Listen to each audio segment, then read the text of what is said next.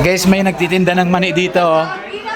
Ayan, oh. Kaya mo ha? Ayan, oh. Pagkaganyan ka. Ayaw ko ng basa naman. Bakit nagtitinda ka ng mani? Mas masarap. Para saan? Bakit nagtitinda ko? Apo.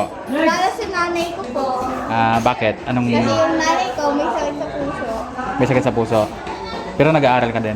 Siyempre naman, Anong year mo na? Ng grade 12, eh, magpe-first year college na ngayong pasukan. Wow!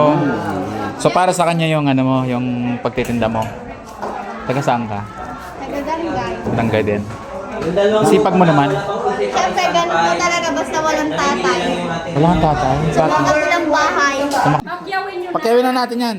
O, pagkayo na daw yan. Sabi talaga nyo na yung bayad. Ilan yan? Anong may advice mo sa mga kabataan ngayon?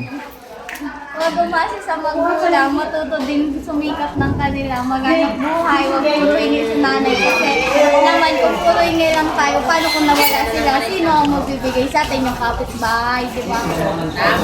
Yun. Bigyan, nagkakagaw, Kuya Will. Thank you po! Salamat. Salamat din.